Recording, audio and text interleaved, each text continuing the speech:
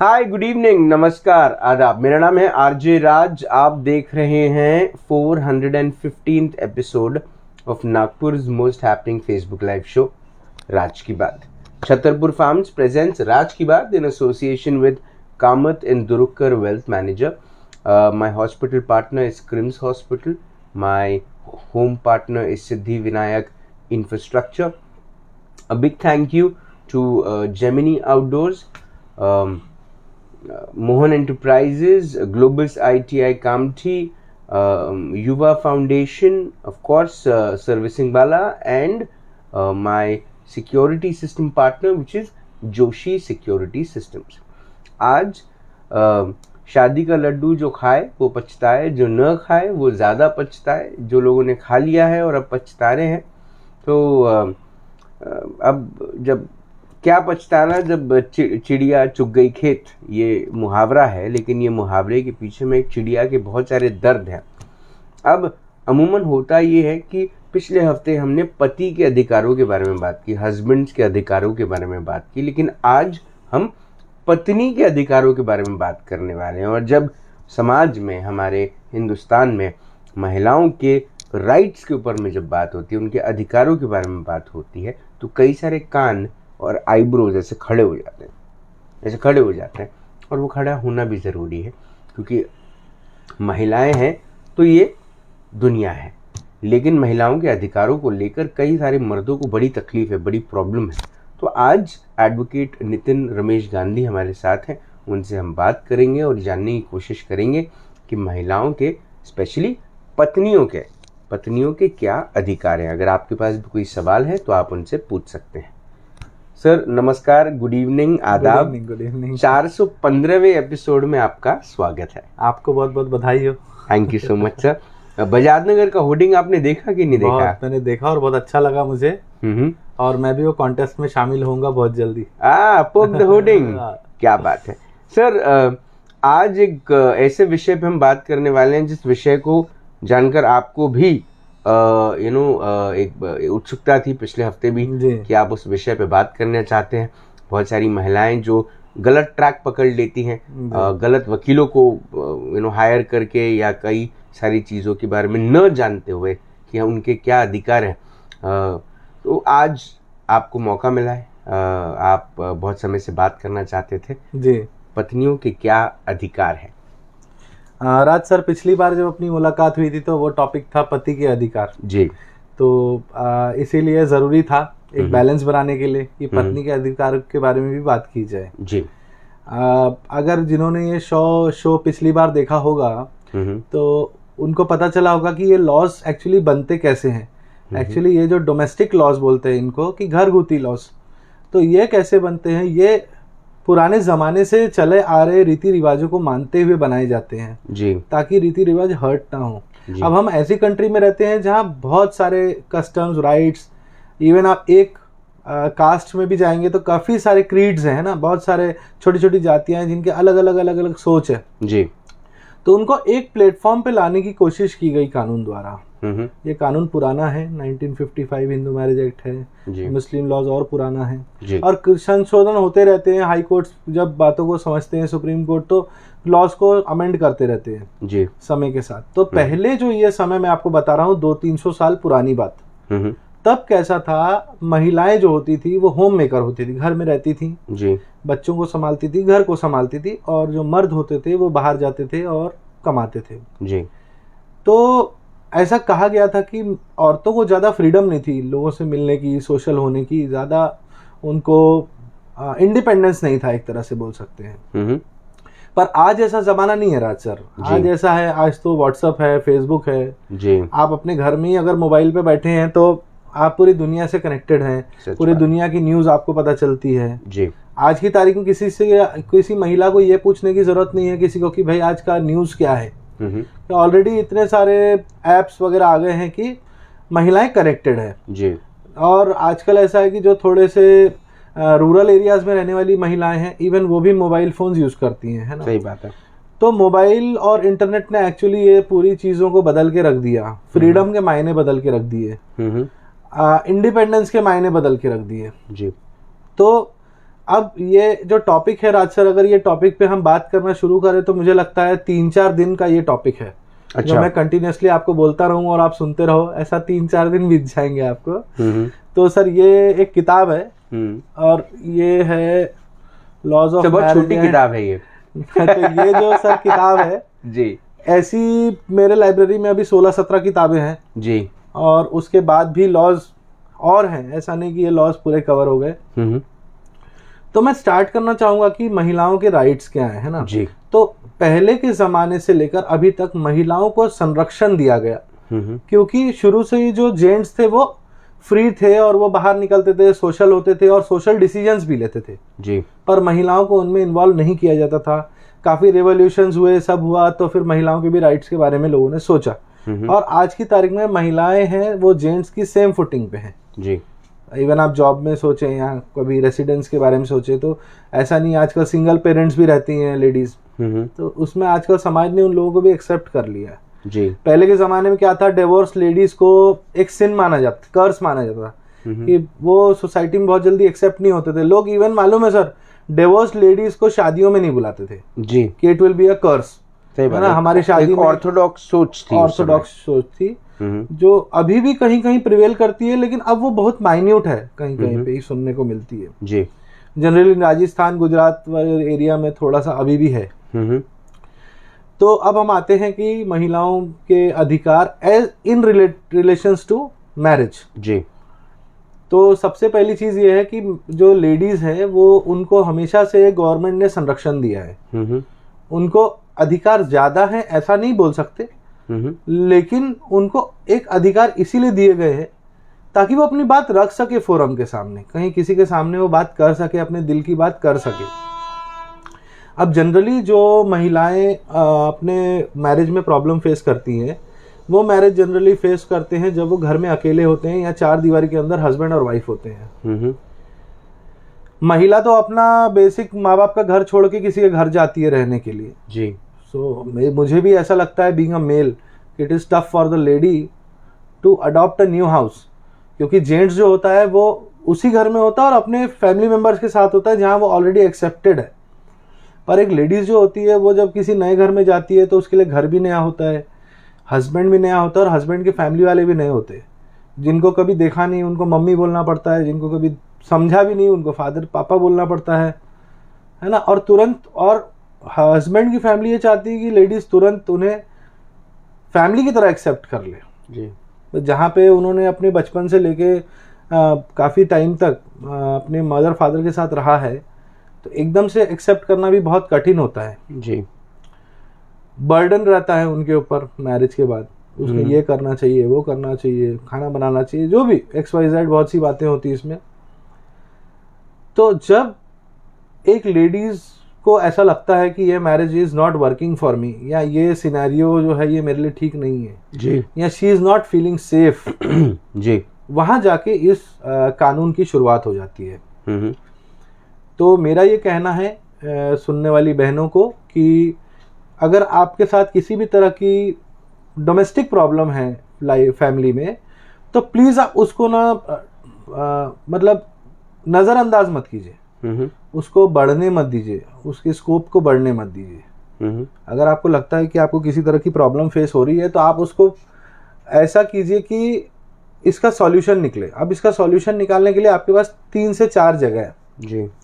It is not necessary at all कि आपको police station जाना पड़े जी। आपके पास सबसे पहले प्राइवेट मीडिएटर्स होते हैं, फैमिली कंसिलिएशंस जिनको बोलते हैं, काउंसलर्स होते हैं जी। आप उनको अप्रोच कर सकते हैं अगर ये बात को आप अपने तक रखना चाहते हैं तो।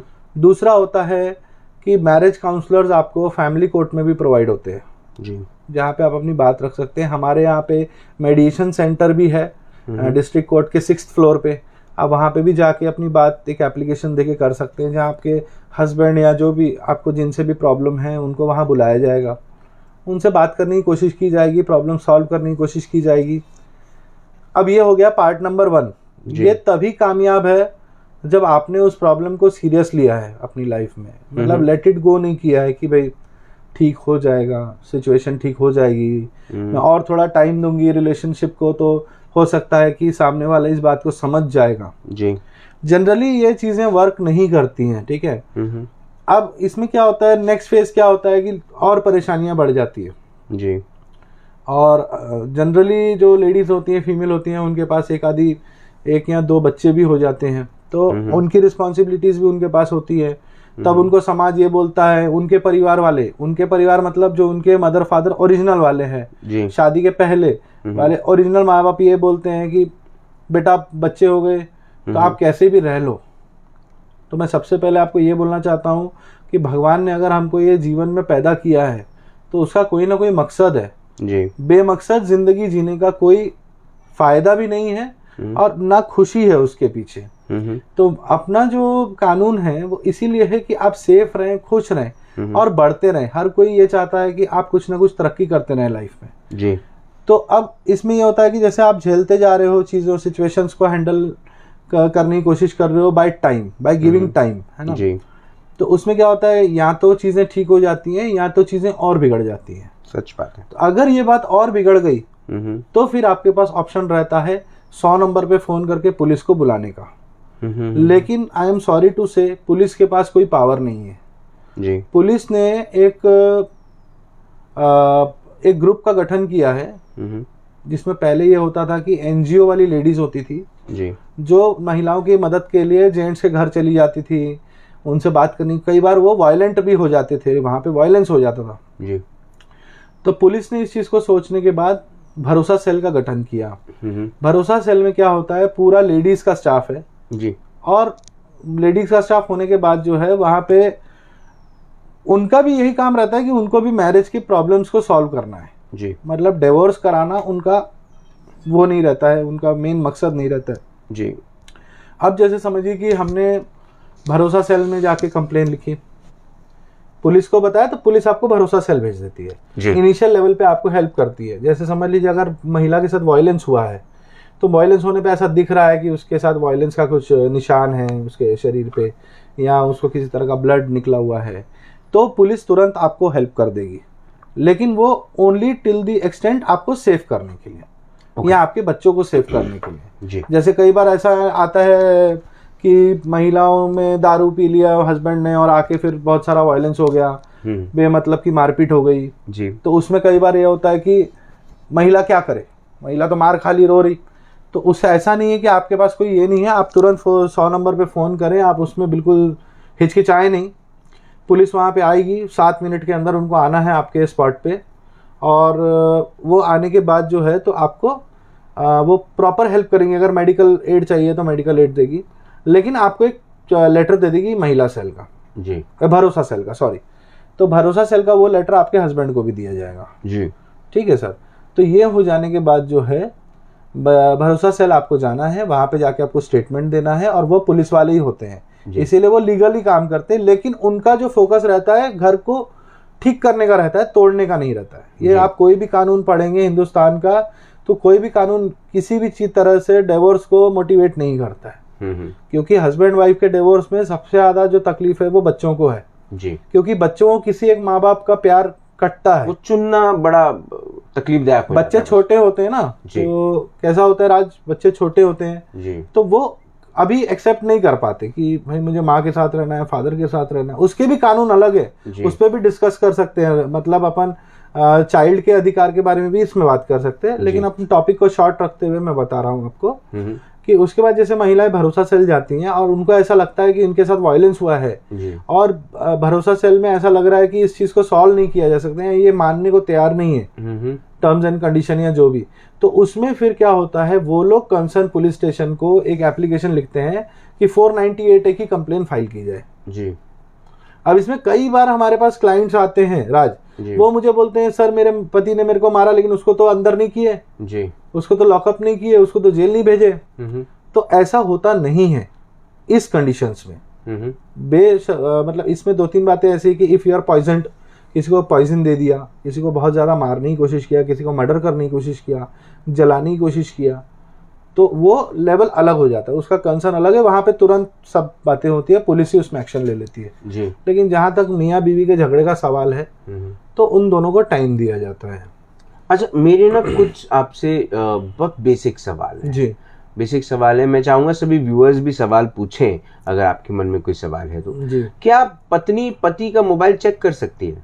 क्योंकि मैक्सिमम हस्बैंड जो है वो मोबाइल पर कोई ना कोई कोड रखते हैं या क्या कहते हैं उसको, जिगजैग रखते हैं, हाँ, लॉक कोड रखते हैं और अपनी पत्नी से कई सारे कॉन्वर्सेशंस छुपाते हैं और पत्नी को होता है डाउट, और पति कहता है कीप योर माउथ शाउट, मतलब शट योर माउथ। तो पत्नी जो है वो अंदर अंदर कुड़ती रहती है। सही बात। तो इसमें दो किस्म के वायलेंस हो रहे हैं। एक तो उसके साथ धोखा हो रहा है जी, जो एक किस्म का वायलेंस ही है, और दूसरा ये कि मतलब इनफिडेलिटी वाला जो पूरा का पूरा मामला होता है जी, वो कैसे देखा जाए? सर देखिए, ऐसा है उसमें राज, हम लोग को इस चीज को समझना पड़ेगा कि देखिए जो कोई भी रिलेशनशिप है हस्बैंड वाइफ का, वो तो भरोसे पे टिका है जी। आज की तारीख में वाइफ भी वर्किंग है, हस्बैंड भी वर्किंग है मैक्सिमम केसेस में। मैं सिटी की बात कर रहा हूँ। तो अगर दिमाग में ये कीड़ा बैठ गया कि सामने वाले का अफेयर है या इस तरह की कोई बात है जी, तो आज तक मुझे मेरे पूरे करियर में ऐसी कोई दवाई नहीं दिखी कि जो हम उनको दे दें तो उनकी ये दिमाग से वहम निकल जाए। वहम का कोई इलाज नहीं जी। दूसरी चीज, ये पूरी तरह से इलीगल है जी, क्योंकि फंडामेंटल राइट्स जो है हमारे कॉन्स्टिट्यूशन ऑफ इंडिया में, वो हमको राइट टू प्राइवेसी का अधिकार देते हैं सर जी। राइट टू प्राइवेसी में ये बातें भी आती हैं। जैसे फॉरेन कंट्रीज का एग्जांपल अगर दिया जाए, जनरली वो लोग बोलते हैं कि भाई वो बहुत ज़्यादा ब्रॉड माइंडेड होते हैं वो, लेकिन वो भी इंसान होते हैं, वो भी ह्यूमन बींग्स की तरह रहते हैं। तो हम उनके बारे में एक एग्जांपल ले रहे हैं जी। तो एग्जांपल लेने के हिसाब से अगर देखा जाए तो अगर foreign countries so called America की मैं अधिकार की बात करूँ तो अमेरिका में इस पे ऑफेंस रजिस्टर हो सकता है अगर आप दूसरे का मोबाइल फ़ोन देखते हैं या उनको ऐसा डाउट करते हैं। ये दोनों पे लागू है, हस्बैंड्स भी लेडीज के साथ करते हैं, वाइफ भी जेंट्स के साथ करती हैं। नहीं, मैं सिर्फ पत्नियों की बात कर रहा हूँ। क्या पत्नियों के ये अधिकार है कि वो क्या ऐसा कोई पावर है उनके पास या कानून उनको ऐसा कोई अधिकार देता है जिससे वो ये बोल सके कि भैया ये मोबाइल मेरे को खोल के देखना है, मेरे को लगता है मेरे पति का किसी के साथ चक्कर है? नहीं, ऐसा कुछ भी नहीं है। अच्छा, दूसरा, अगर हस्बैंड और हस्बैंड की मदर अगर वाइफ को टॉन्ट देते रहे, टॉन्टिंग करते रहे किसी बात पे कि तू तो शादी करके कुछ लेकर ही नहीं आई, हम तो दूसरों के पति जो है हम जाते दूसरों के घरों में तो देख उसकी लड़की कितना लेकर आई, वो कार लेकर आई, वो महंगा मोबाइल फोन लेकर आई, उसने अपनी सास के बर्थडे पे उसको सोने का हार दे दिया। ये जो टॉन्टिंग है उसको एक पत्नी ने अगर एक समय तक वो पॉजिटिवली लेती है, एक उसके बाद वो झेलती उसके बाद वो कॉम्प्रोमाइजिंग सिचुएशन में आ जाती है कि वो फिर उसके कॉम्प्रोमाइजेस शुरू हो जाते।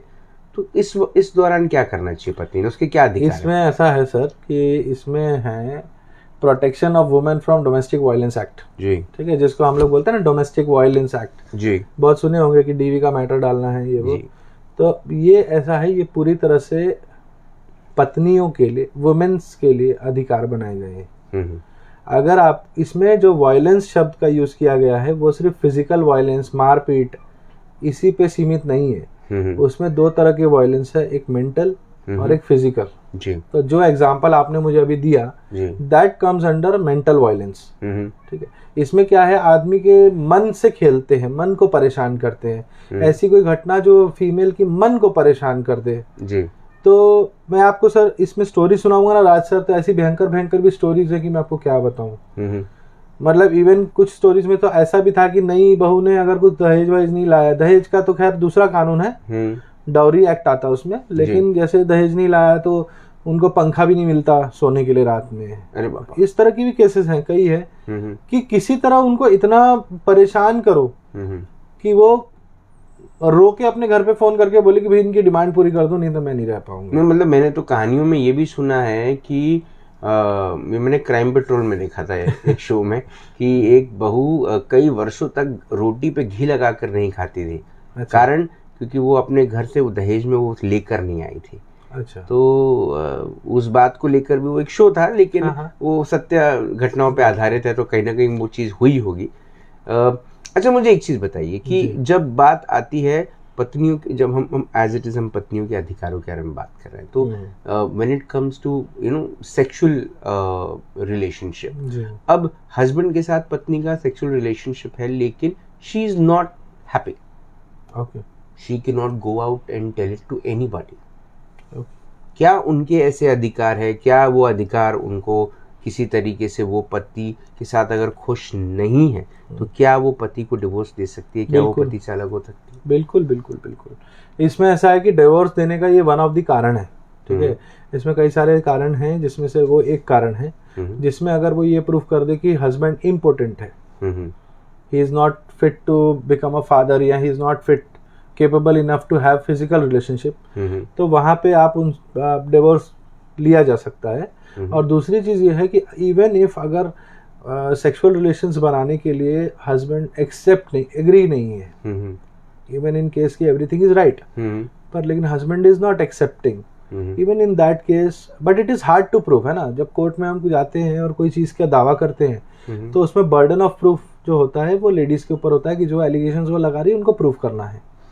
हस्बैंड और वाइफ के बीच में सब कुछ बढ़िया है, एकदम से हस्बैंड का जो झुकाव है वो उसके काम के प्रति बहुत ज्यादा है, करियर कई बार ये तो नॉर्मल केसेस है ना, नॉर्मल है, लेकिन पत्नी उससे फेड अप हो चुकी है क्योंकि पत्नी को वक्त चाहिए, हस्बैंड वक्त नहीं दे रहा। वो बोलता तेरे को कितने पैसे चाहिए वो मेरे को बता, तेरे को क्या शॉपिंग कर रही हो मेरे को बता, लेकिन पैसे मत मांगे, अपना वक्त मत मांग, टाइम मत मांग।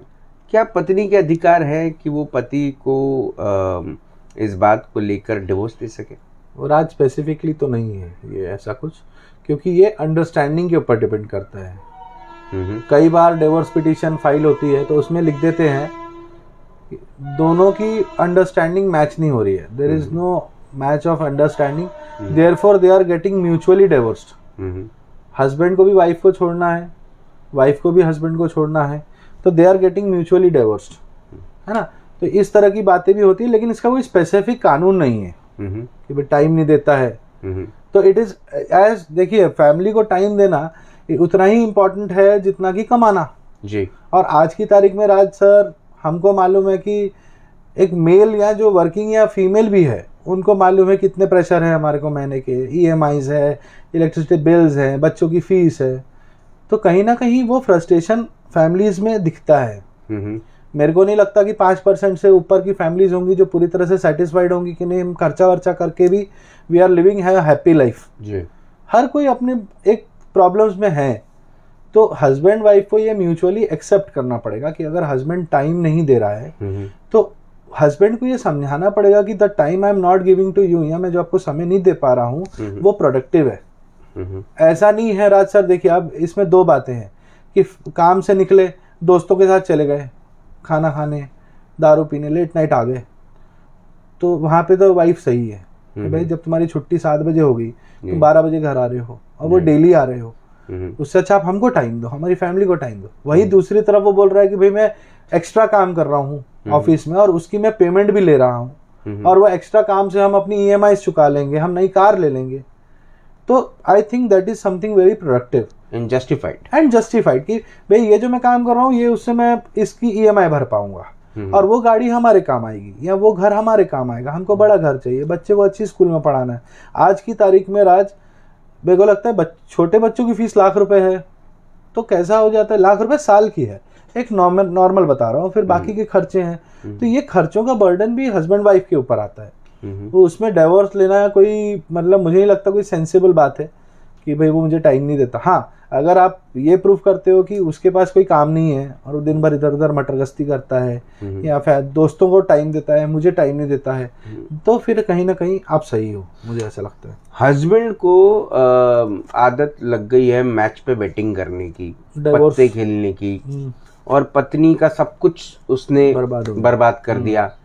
अब पत्नी के जो राइट्स हैं वो राइट्स क्या सिर्फ डिवोर्स लेने तक सीमित है, या जो चीजें जो पत्नी का अधिकारित था जो लेकर वो अपने माता पिता के घर से आई थी, जिसपे पूरा 100% उसका अधिकार था, वो जो चला गया, क्या वो वापस मांगने के भी पूरे अधिकार है? एक एग्जांपल देता हूँ इस पर आज, है ना आपको।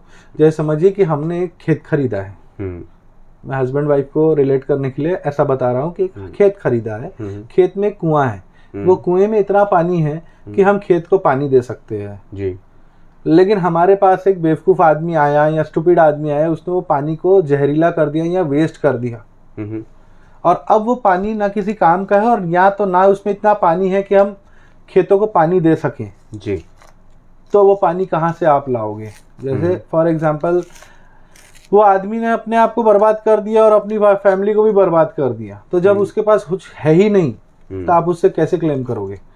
ये मैक्सिमम केसेस में देखा गया है, और मैक्सिमम केसेस जो बोलते हैं ना सालों साल चलती है राज जी, कि मेरी केस तो 5 साल चली, 10 साल चली, ये सब इसी बातों के लिए है। सबसे पहले अगर आपको कुछ चाहिए तो आपको ये समझना पड़ेगा कि क्या उसके पास है या उसकी फैमिली के पास है।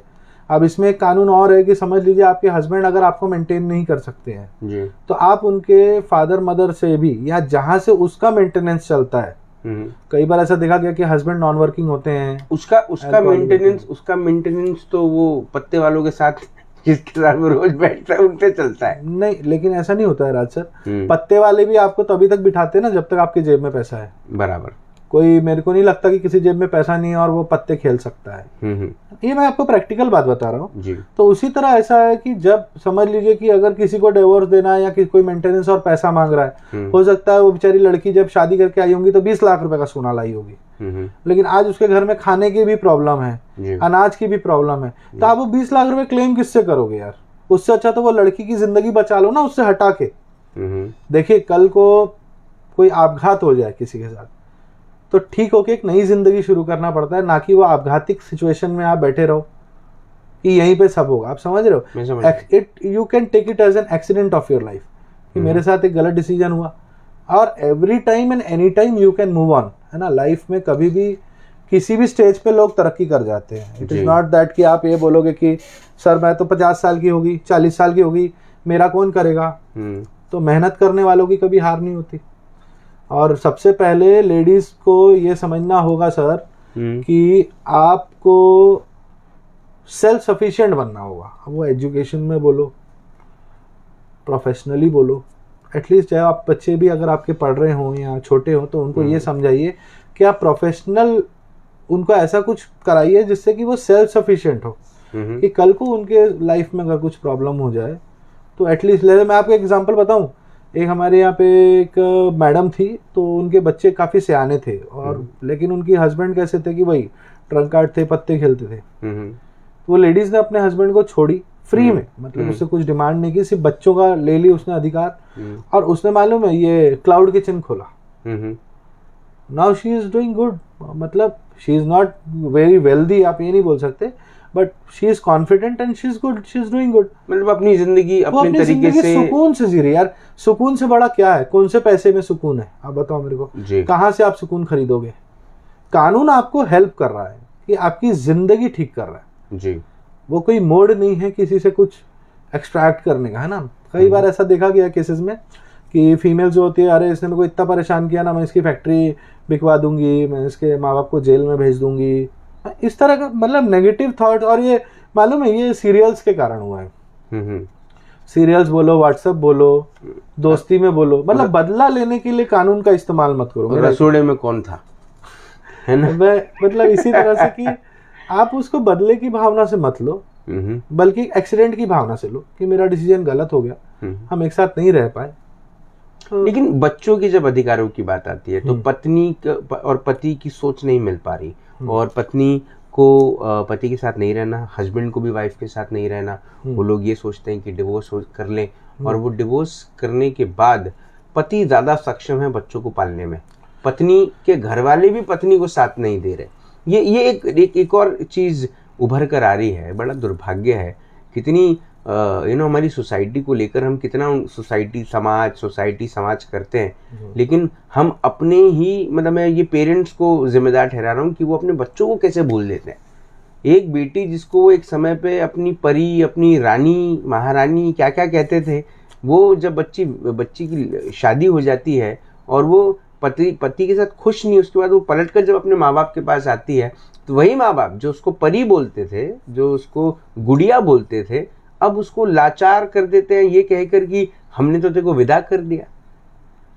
हाँ, ये तो होता है, लेकिन आजकल ऐसा नहीं है राज सर।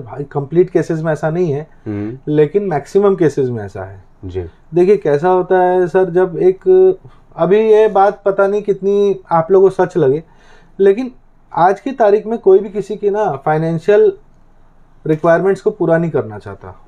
मतलब बर्डन लगते हैं लोग, सब बर्डन है ना। देखो कैसा है यार, सब इसी पे डिपेंड कर रहा है जी। आपके अगर एक्सपेंसेस और इनकम एकदम कसाकस चल रहे हैं और आपको ही ऐसा कुछ बर्डन आ जाए कि 10,000 रुपये महीना भाई मुझे खर्च करना है, मुझे वकील की फीस देना है जी, मुझे वो भी स्ट्रेस लेना है ना, कोर्ट का स्ट्रेस भी लेना है, इसका स्ट्रेस भी लेना है और वो फिर सोसाइटी का स्ट्रेस भी लेना है जी। तो मुझे नहीं लगता कि आज की तारीख में 6 महीने से ज्यादा कोई ये स्ट्रेस बर्दाश्त कर पाता है। लेकिन ये 100% केसेस में नहीं है और इस पे कानून बहुत अच्छा है। आप डोमेस्टिक वायलेंस का एक एप्लीकेशन फाइल करिए।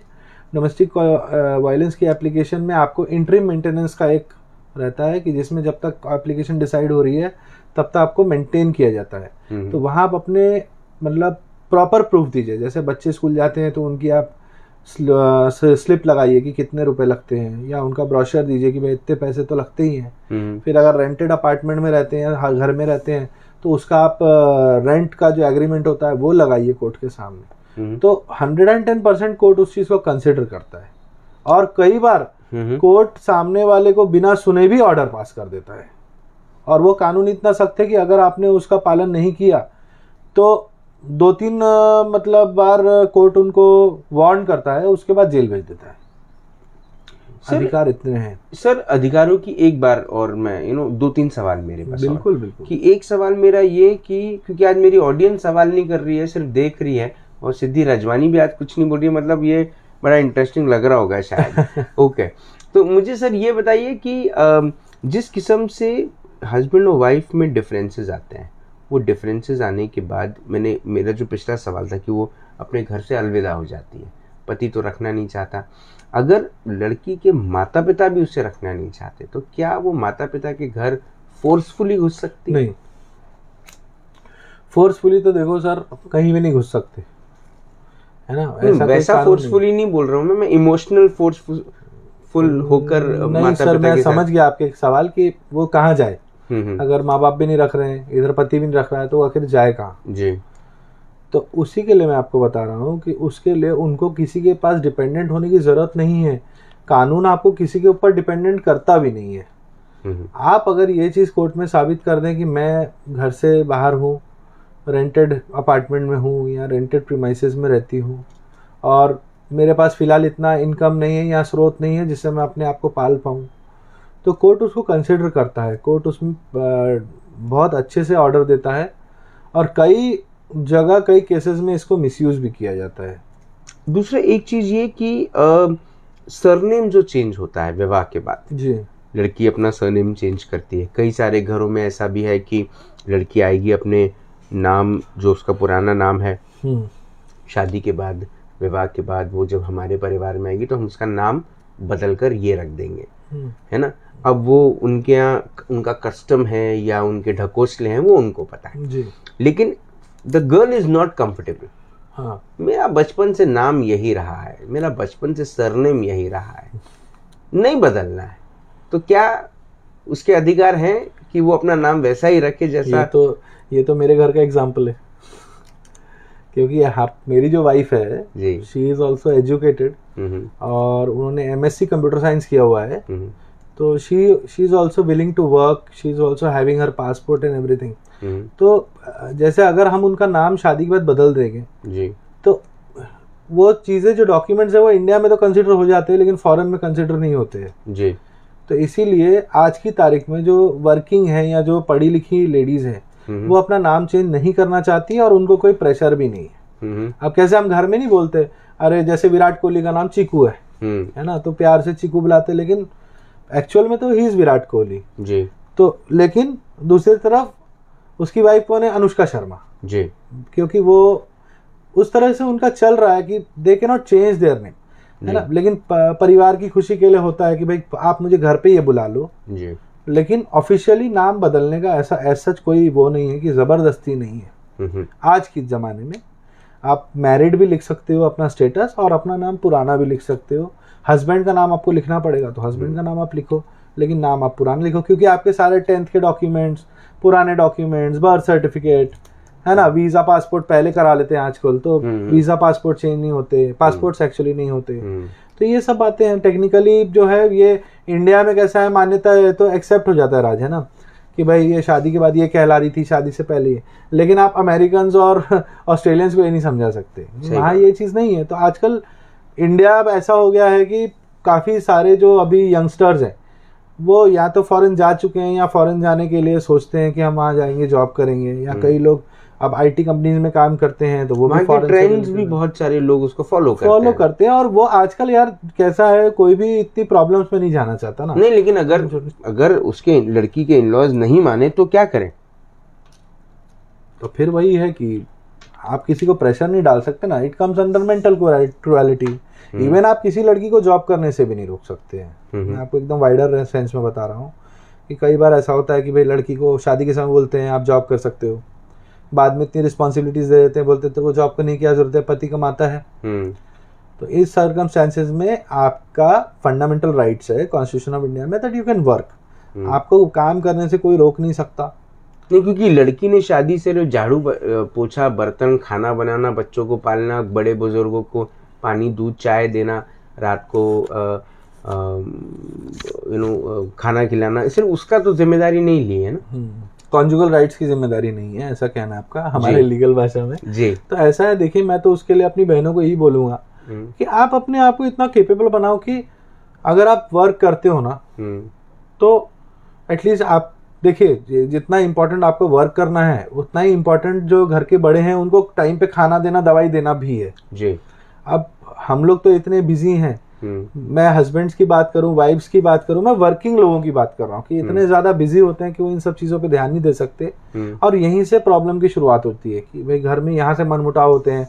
हस्बैंड बोलता है भाई मैं काम में जाता हूँ, तू ध्यान नहीं देती।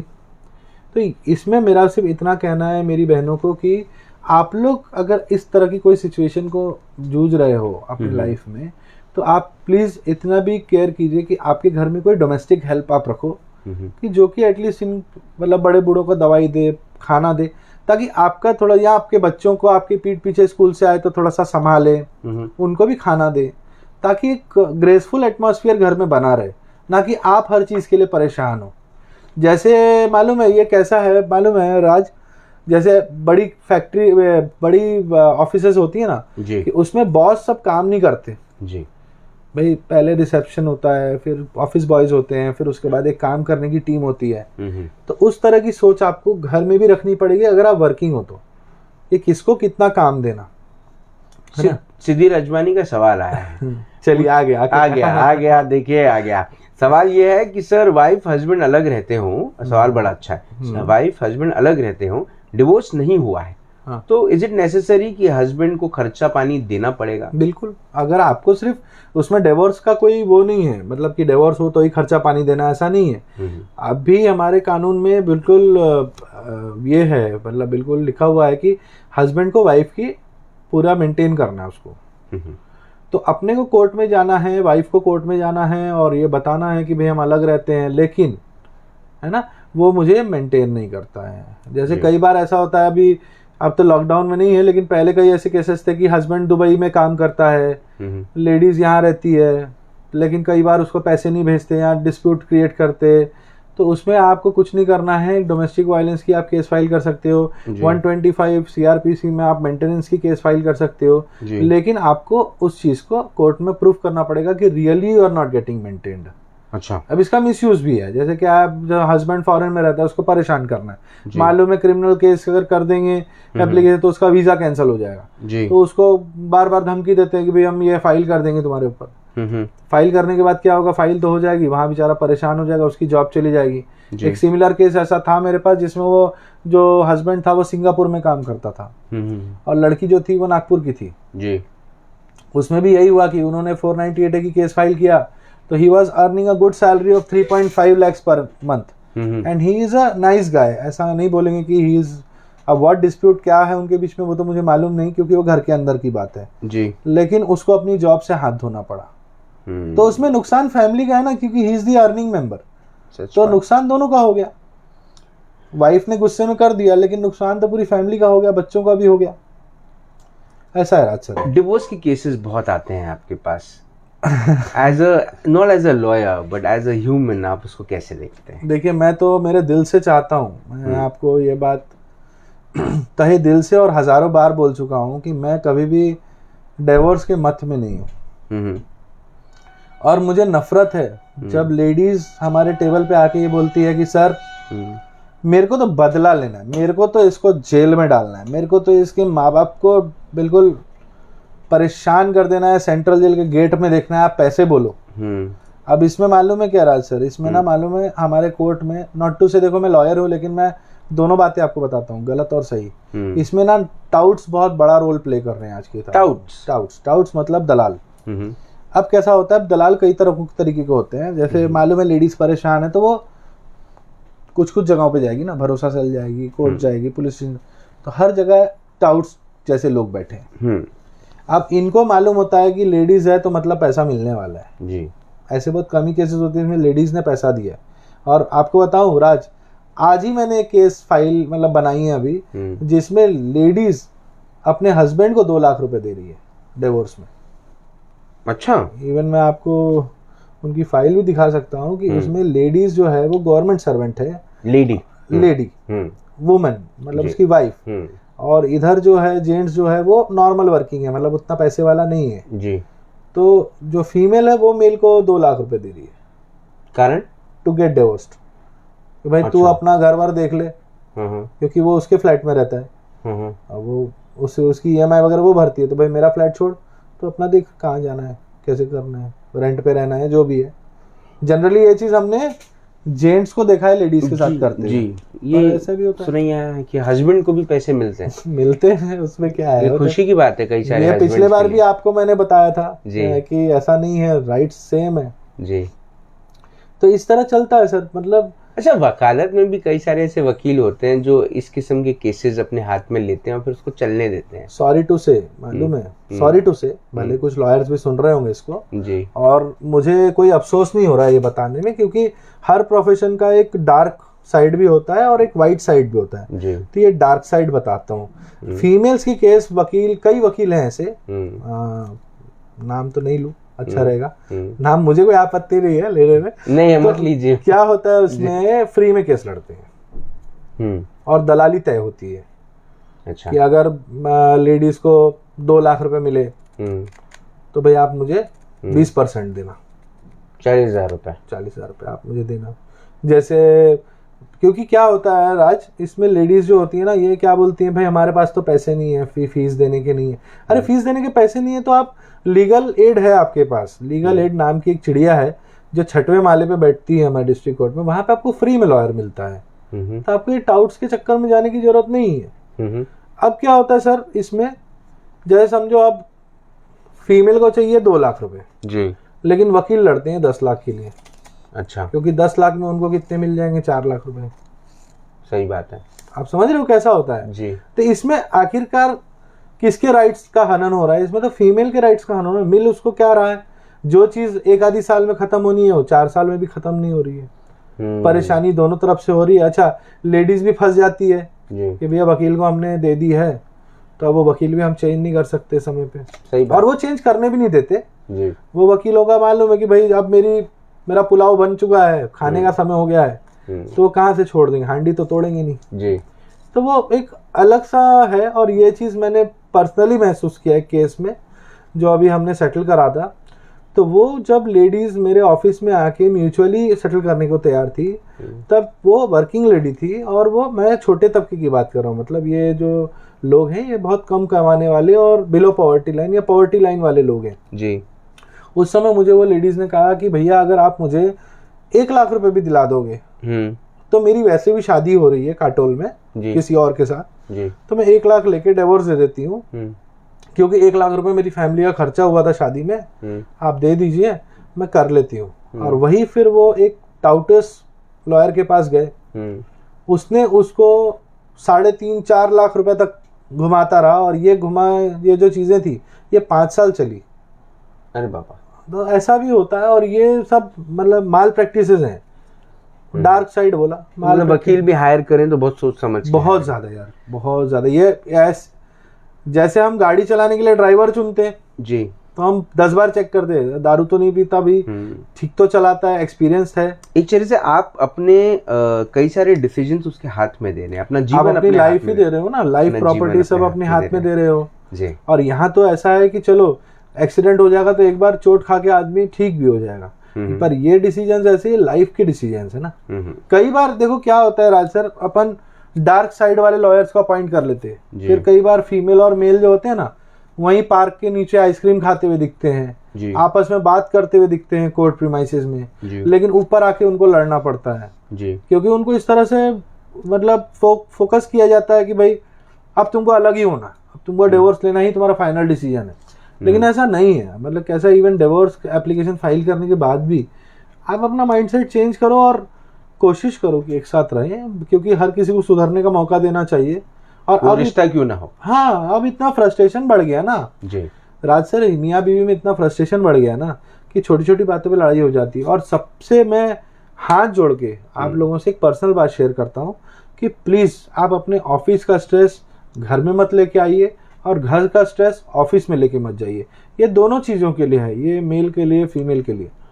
क्या होता है, आदमी को बॉस ने डांट दिया, वो आके बीवी के साथ कुड़कुड़ करे, बेचारी बीवी का कोई लेना देना नहीं जी। वो फिर बोलेगी कि सुबह से आया रात को तो रात को आके कुड़कुड़ कर रहा जी। और यही हो गया सास से झगड़ा बीवी का, वाइफ का जी। तो वो सास को कुछ ना बोल पाए और हस्बैंड थक के आए, उधर कुड़कुड़ चालू।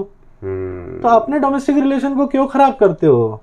बाकी तो देखो ऐसा है कि हर दुकान और हर दरवाजा खुला है ना, 10 बातें हैं, 10 चीजें हैं, पर मुझे ऐसा लगता है कि कहीं ना कहीं कानून सोच के बना है कि जब हम एक बार मैरिज करते हैं तो हम 7 जन्मों के लिए जुड़ते हैं ना। सच बात। उसके पीछे कुछ ना कुछ कारण है, और इसीलिए मालूम है राज जी, पहले के लोग इतने हैप्पी क्यों हैं जी। आप इस बारे में भी कभी सोचो ना बैठ के कि हमारे माँ बाप से तो हमने कभी नहीं सुना, मतलब ये मैक्सिमम केसेस, वो लड़ते थे झगड़ते थे लेकिन डिवोर्स की बात नहीं करते यार। वो आधा घंटा लड़ते थे और 10 मिनट में सॉल्व करते थे। अब झगड़ा किसके साथ यार, दोस्तों में झगड़ा होता है, भाइयों में होता है जी, सॉल्व हो जाता है। मियाँ बीवी का झगड़ा क्यों नहीं सॉल्व होता यार, क्योंकि वहां ना बैड इंप्रेशंस डालते हैं लोग पीछे ना जी, बुरी बातें बोलते हैं। लेकिन मैं उनके लिए भी बोलना चाहता हूँ कि जिनकी मैरिज नहीं है, मतलब बिल्कुल न्यू मैरिज वाले हैं, और उनको ये लग रहा है कि भाई मेरा हस्बैंड ड्रंकार्ड है, मेरा हस्बैंड कोई गलत आदत है, जैसे ड्रग्स की आदत है या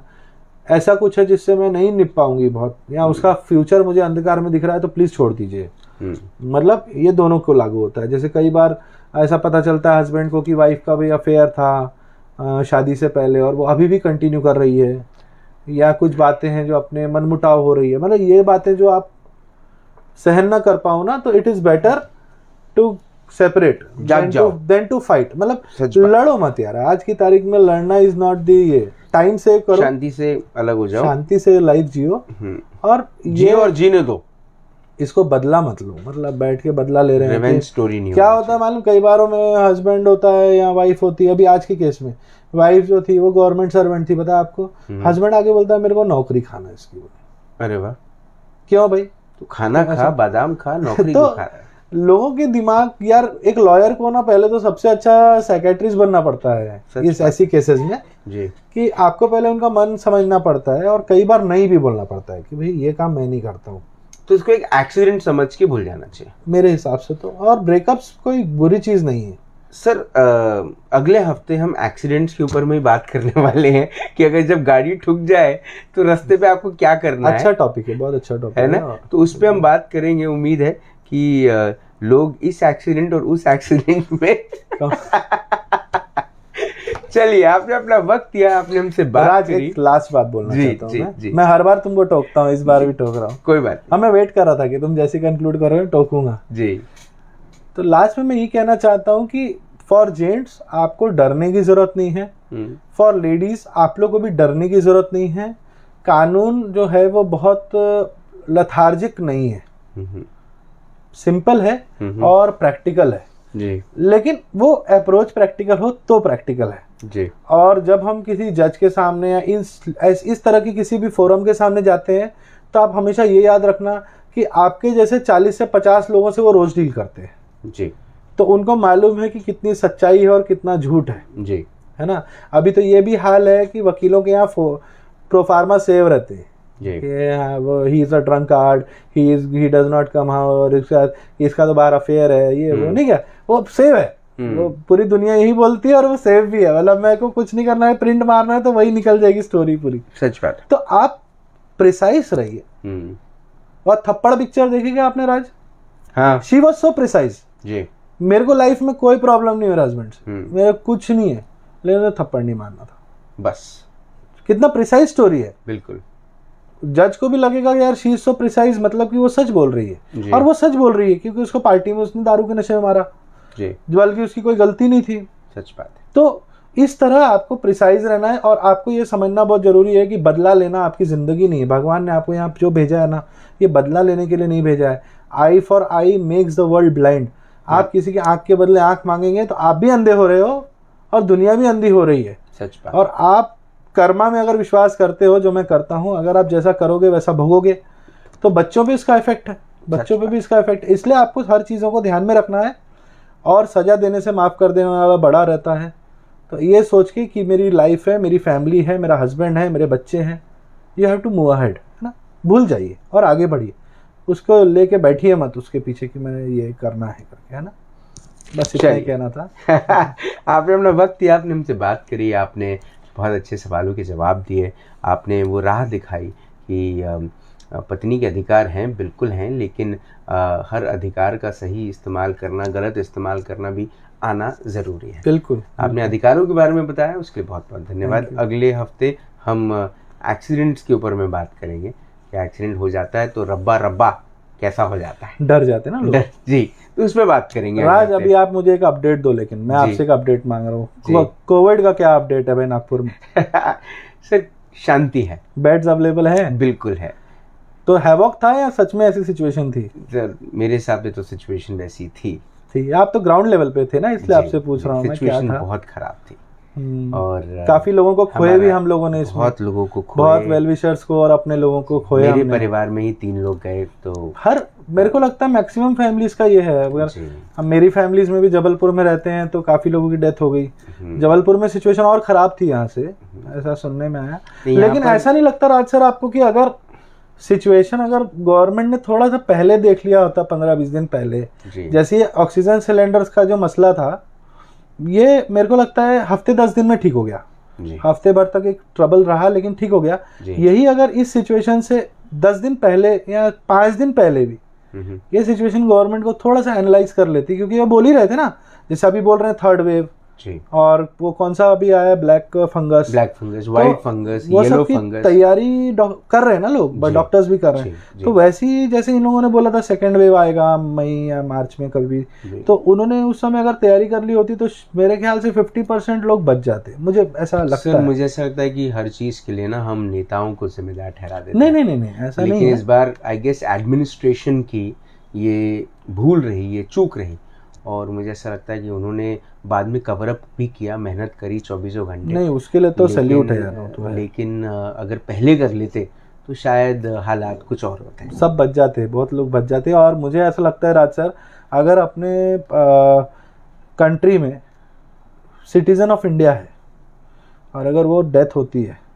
तो गवर्नमेंट इज रिस्पॉन्सिबल भाई। उसमें तो आप ये नहीं बोल सकते, जैसे अगर एक घर में एक लड़का बिगड़ा हुआ पैदा हो गया जी, मतलब पैदा तो हुआ लेकिन बिगड़ गया, तो हम नहीं बोलते यार माँ बाप ने सही तरीके से इसको पाला नहीं हुआ जी। तो वैसे ही मुझे लगता है कि गवर्नमेंट भी तो हमको पालती है ना, एक तरह से हमसे टैक्सेस लेती है। तो जब टैक्सेस ले रही है तो कोई सिक्योरिटी नहीं दे रही यार, मतलब आप समझ रहे हो। दिक्कत ये भी तो है कि हर कोई टैक्स नहीं भरता। नहीं, let it be, but if you are paying tax, I am paying tax, then तो मेरा तो अधिकार है ना कि मैं जिंदा रहूं। बिल्कुल। और दूसरी चीज क्या है, रोड टैक्स नहीं भरोगे तो सजा लग जाती, इनकम टैक्स नहीं भरोगे सजा लग जाती, जीएसटी नहीं भरोगे सजा लग जाती। लेकिन यही बताओ मुझे कि अगर गवर्नमेंट कुछ ना कर पा रही है तो उस पे उसकी पनिशमेंट क्या होनी चाहिए। जैसे समझिए कि अपने हाईवे में जाते, थोड़ी बात कर रहा हूँ आपसे दिल की, राज की बात है तो मैं दिल में बोल रहा था कि जैसे हमने एक गाड़ी खरीदी, उसका रोड टैक्स भर दिया, लाखों रुपए का रोड टैक्स होता है, आज तो गाड़ियां भी महंगी है। फिर हम जा रहे हैं रोड पे आ रहे खड्डे, उसके बाद हम जा रहे हैं हाईवे पे भरते टोल जी, ऑलमोस्ट 2 रुपए किलोमीटर है आज टोल, सच कहीं भी आप जाओ, मैं तो जाता रहता हूँ, 2 रुपए किलोमीटर है। फिर आप 2 रुपए किलोमीटर पे आप टोल में हाईवे पे जा रहे हो, फिर हाईवे में परेशानी अगर आती है तो आप समझ रहे हो, government is not ready to take the punishment. अब ये समय आ गया है जब अपने को ये रिफॉर्म लाना बहुत जरूरी है राज, कि जैसे आपको मालूम है, लंदन की बात बताता हूँ, लंदन का न्यूज था कि लंदन की जो प्रेसिडेंट है उसने एक कॉन्फ्रेंस किया जिसमें उसने मास्क नहीं पहना, फेस मास्क नहीं पहना, एंड वो पब्लिक इसमें थी, तो उसको एक नॉर्मल इंसान से 4 गुना फाइन भरना पड़ा, because she played a very responsible, because whatever you are doing is followed by everyone ना। लेकिन अब यही चीज तुम इंडिया में बताओ, तो इंडिया में बंगाल चले गए थे, अपनी बात हुई थी, तो कोई भी तो पॉलिटिकल एजेंडा में ही nobody is wearing mask, I don't take the name. ना बंगाल इलेक्शंस की जरूरत थी, ना कुंभ मेले की जरूरत, ठीक है ना, इट्स ओके, मैं उस पे नहीं जा रहा हूँ, मैं ये बोल रहा हूँ कि अगर मैंने किसी रिप्रेजेंटेटिव को चुना है और वो मास्क नहीं पहनता है, तो ऑफ कोर्स देखो आज बीजेपी के कितने फॉलोअर्स हैं, तो जैसा नरेंद्र मोदी साहब करेंगे वही लोगों की भी कार्यशैली हो जाएगी ना। जैसे कि नरेंद्र मोदी साहब ने बोला गंगा साफ करना है, आरोग्य मंदिर बनाना है, तो लोग जुड़े हैं उनके साथ यार, तो फॉलोअर्स तो हैं। तो अगर मेन जो बंदा है वही अगर इस चीज़ को फॉलो ना करे, जो कोविड के थे कि मास्क पहनना है, सोशल डिस्टेंसिंग करना है, तो उनको कुछ ना कुछ पनिशमेंट भी तो होनी चाहिए, ऐसा मेरा मानना है। मेरा ऐसा मानना है कि जब मुझे एक्सक्लूसिव करने का मौका मिले नरेंद्र मोदी जी से, मैं ये सवाल आपके जरूर उनसे पूछूंगा। चले मिले। आज के लिए इतना ही, आपने अपना वक्त दिया उसके लिए बहुत बहुत धन्यवाद। Thank you. आज एडवोकेट नितिन रमेश गांधी से बात हुई, उनसे हमने पत्नियों के अधिकारों के बारे में बात करी, लेकिन एक बात जो है आज की राज की बात, वो यही है कि हकीकत तो यही है कि अधिकार हम सबको है, हम सिटीजन्स ऑफ इंडिया है, एक डेमोक्रेटिक देश है जहाँ पर कानून भी आपको बहुत सारे आपके लिए अधिकार आपको देता है, कानूनी अधिकार हैं आपको बहुत सारी चीज़ों के, लेकिन आप ज़रूरी नहीं कि आप हर अधिकार का इस्तेमाल करके अपने परिवार से अलग हों। स्पेशली जब मैरिज की बात आती है, विवाह होता है, कुछ सपने होते हैं, सपना लड़का भी देखता है, लड़की भी देखती है, दोनों परिवार देखते हैं, लेकिन जब दो लोग अलग होते हैं तब कोई भी खुश नहीं होता। कोई भी परिवार जब टूटता है तो दोस्त यार भी खुश नहीं होते, वो सामने भले कहते हैं कि यार छोड़ दे यार अगर तू खुश नहीं है तो, या फ्रेंड होती हैं, जो सहेलियां होती हैं पत्नियों की, वो कहती हैं कि अरे छोड़ दे, तेरे आदमी को नहीं जमता देखो तो छोड़ दे उसको। लेकिन ये कहना बड़ा आसान है, लेकिन उसको जब आप निभाने के लिए जाते हो और आप अपने पति से अलग होते हो, आप अपने mother in law, father in law, अपने देवर देवरानी सबसे अलग होते हो, तो कितना एक दुखद एनवायरनमेंट घर में भी हो जाता है। और जब बच्चे ये सब चीज़ें देखते हैं तो वो भी अपनी ज़िंदगी में यही सब चीज़ें इम्प्लीमेंट करते हैं। मुझे 2 चीज़ें कहनी है, एक, लोग अलग ना हो, कोशिश करें कि जो चीज़ें ठीक होनी हैं वो आप ठीक करें, और हस्बैंड और वाइफ मिलकर एक संसार चलाएं। इसलिए तो हम बोलते हैं ना, संसार चलाना होता है विवाह में। और दूसरा, मैं सभी पेरेंट्स को कहना चाहता हूँ, स्पेशली वो पेरेंट्स जिनकी बेटियाँ हैं, जो अपनी बेटियों को विदा करते हैं, बेटियों का पूरी तमाम उम्र उनकी बेटियों के लिए वो तैयारियां करते हैं, उनके विवाह के लिए तैयारियां करते हैं, उनके हस्बैंड को बहुत सारी चीज़ें देते हैं, इन लॉज को बहुत सारी चीज़ें देते हैं, और कोशिश करते हैं कि उनकी बेटी खुश रहे। लेकिन जब उनकी बेटी किसी बात पर वापस आ जाती है, तब उस बेटी के साथ उनका बर्ताव जो है वो बदल जाता है। तो या आज से ही आप अपनी बेटी को परी, गुड़िया कहना बंद कर दें, या फिर आप ये तय करें कि आप तमाम उम्र उस बेटी के लिए हमेशा रहेंगे।